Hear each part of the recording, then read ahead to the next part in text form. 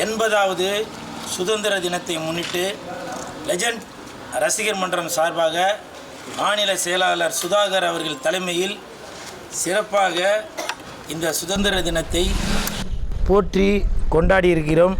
அது மட்டும் இல்லை, லெஜண்ட் ரசிகர் மன்றம் சார்பாகவும் மற்றும் பொதுமக்களுக்கு நலத்திட்டங்கள் செய்ய வேண்டும் என்று லெஜண்ட் அவர்கள் ஆணைப்படி இன்று கிட்டத்தட்ட ஒரு 100 பேருக்கு மேலே அரிசி, பருப்பு, அப்புறம் எப்படி கல்வி கண் திறந்த எம்ஜிஆர் ஐயா அவர்கள் மக்களுக்கு உதவும் நோக்கத்தில் இருப்பாரோ அதே மாதிரி புரட்சி நாயகனாக இருக்கும் லெஜண்ட் அவர்கள் இன்றும் மக்கள் மனதில் நிலைத்து கொண்டிருக்கிறார்.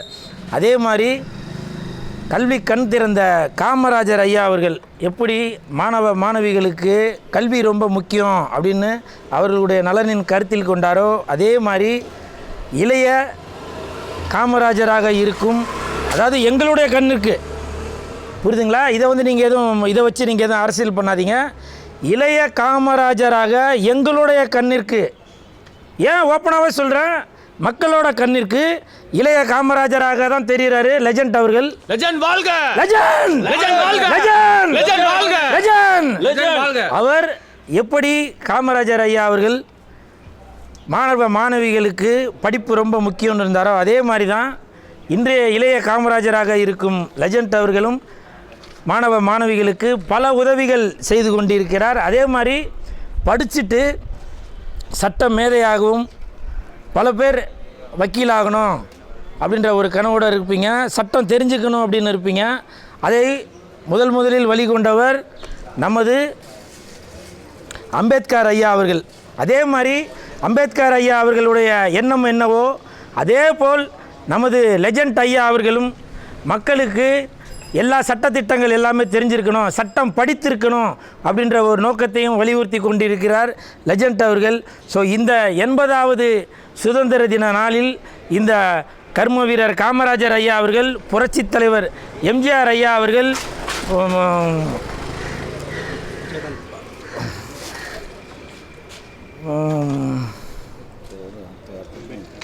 அம்பேத்கர் ஐயா அவர்கள், இப்படி 3 பேரும் எப்படி மக்களுக்கான நலன் இருந்தார்களோ அவர்களுடைய பாதையிலேயே லெஜண்ட் அவர்களும் இன்றும் சென்று கொண்டிருக்கிறார். என்னை பொறுத்த வரைக்கும், மக்களை பொறுத்தவரை நாளைய இளைஞர்கள் அப்படின்னு பார்த்தாக்க அது லெஜண்ட் தான் அப்படின்னு நான் பெருமையோடு சொல்லுவேன். நான் வருங்காலமே அப்படின்னு சொன்னாக்க அது லெஜண்ட் தான்.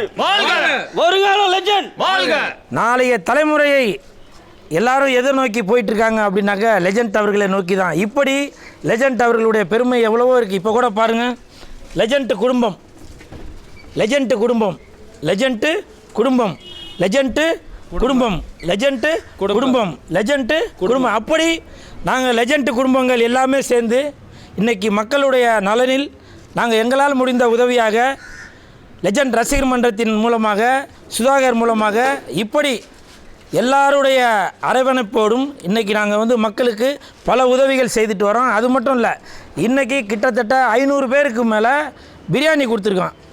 அதாவது இது சாதாரண பிரியாணி இல்லை, லெக் பீஸ் பிரியாணி, இது லெஜண்டோட பிரியாணி. லெக் பீஸ் பிரியாணி, இது லெஜண்டோட பிரியாணி.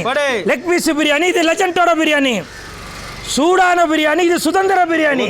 சூடான பிரியாணி, இது சுதந்திர பிரியாணி. இப்படி மக்கள் படிப்புலேயும் சரி, பொருளாதாரத்திலையும் சரி வயிறு நிறைஞ்சிருக்கணும் அப்படின்ற ஒரு எண்ணத்தில் உள்ளவர் தான் நமது லெஜண்ட் அவர்கள். இந்த 80வது சுதந்திர நாளில் கண்டிப்பாக அனைவருமே நாம் இந்தியர்களாக ஒற்றுமையோடு இருக்கணும் அப்படின்றது லெஜண்ட் ஐயா அவர்களுடைய கருத்து. பொதுவாகவே புரட்சித் தலைவர் அவர்கள் பாடியிருப்பாங்க, புத்தன் இயேசு லெஜண்ட் பிறந்தது பூமியில் எதற்காக, தோழா ஏழை நமக்காக, கங்கை யமுனை லெஜண்ட் என்று பிறந்தது எதற்காக, நமக்காக தான். அப்போவே புரட்சித் தலைவர் எம்ஜிஆர் ஐயா அவர்கள் பாடிட்டு இருக்காங்க. இந்த மாதிரி லெஜண்ட் மாதிரி பல நல்ல உள்ளம் கொண்டவர்கள் இந்த பூமியில் இருக்கிறாங்க. புரட்சித் தலைவர் விட்டு சென்ற அந்த பாதையை நமது லெஜண்ட் அவர்கள் வழி நடத்தி கொண்டு இருப்பார் அப்படின்றது தெரிஞ்சிருக்கு. அதே மாதிரி அன்னைக்கே தெரிஞ்சிருக்கு, கர்ம வீரர் காமராஜர் ஐயா அவர்களுக்கு தெரிஞ்சிருக்கு, நமக்கு பிறகு இளைய காமராஜராக லெஜண்ட் அவர்கள் வருவாங்க அப்படின்னு தெரிஞ்சிருக்கு. இது மக்களுக்கே தெரிஞ்சிருக்கு, அப்போவே தெரிஞ்சிருக்கு. அதே மாதிரி அம்பேத்கர் ஐயா அவர்கள் எப்படி எல்லாருக்கும் சட்டத்திட்டங்கள் எல்லாரும் தெரிஞ்சிருக்கணும் அப்படின்னு நினச்சாரோ அதே மாதிரி தான் இன்றைக்கி லெஜண்ட் அவர்களும் நினச்சிட்டு இருக்காங்க. இந்த நேரத்தில் 80வது சுதந்திர தின நாளை போற்றும் விதமாக லெஜண்ட் வாழ்க, லெஜண்ட் வாழ்க, லெஜண்ட் வாழ்க.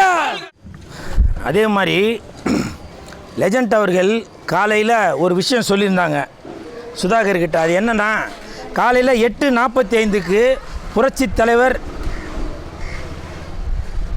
அப்படின்னு நாங்கள் நினைத்து கொண்டிருக்கும் லெஜண்ட் ஐயா அவர்கள் சுதாகருக்கு ஒரு இன்ஃபார்ம் பண்ணாங்க. அது என்னென்னா, 8:45க்கு கோட்டையில் மாண்புமிகு தமிழக முதலமைச்சர் விஜய் சார் அவர்கள் கொடியேற்றுவாங்க 8:45க்கு. 8:45க்கு பிறகு தான் நம்ம கொடியேற்றணும் அப்படின்னு சொல்லி அந்த பரோட்டா காலை ஃபாலோ பண்ணுங்க அப்படின்னு சொல்லி லெஜண்ட் அவர்கள் சொல்லியிருந்தாங்க.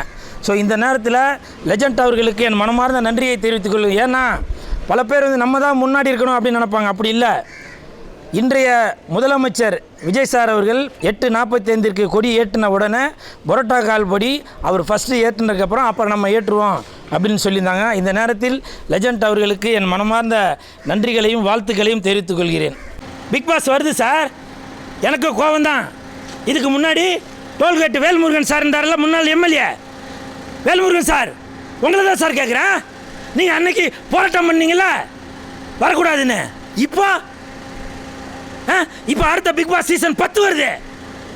இப்போ நீங்கள் போராட்டம் பண்ண மாட்டீங்களா வேல்முருகன் சார்? இப்போவும் சொல்கிறேன் சார், நீங்கள் போராட்டத்தை ஆரம்பிங்க.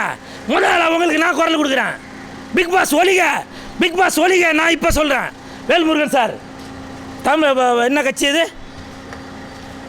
வாழ்வுரிமை கட்சி. அந்த கட்சி தலைவர் அண்ணன் திரு வேல்முருகன் சார், இப்போ நான் சொல்கிறேன் சார், நீங்கள் பிக் பாஸுக்கு தடை போடணுன்னு அன்றைக்கி சொல்லிட்டு இருந்தீங்க. இப்போ நீங்கள் போராட்டத்தை ஆரம்பிங்க. முதலாக நான் நிற்பேன். சமுதாயத்தை சீரழிக்கக்கூடிய இந்த பிக் பாஸ் நிகழ்ச்சியை அறவே ஒழிக்கணும், வேரோடு அறுக்கணும். அதற்கு நம்ம வேல்முருகன் மாதிரி ஆளுகள் தான் கரெக்டாக இருப்பாங்க. நீங்கள் அதை ஆரம்பிங்க சார். முதலாக நான் நிற்பேன். நன்றி, வணக்கம். நான்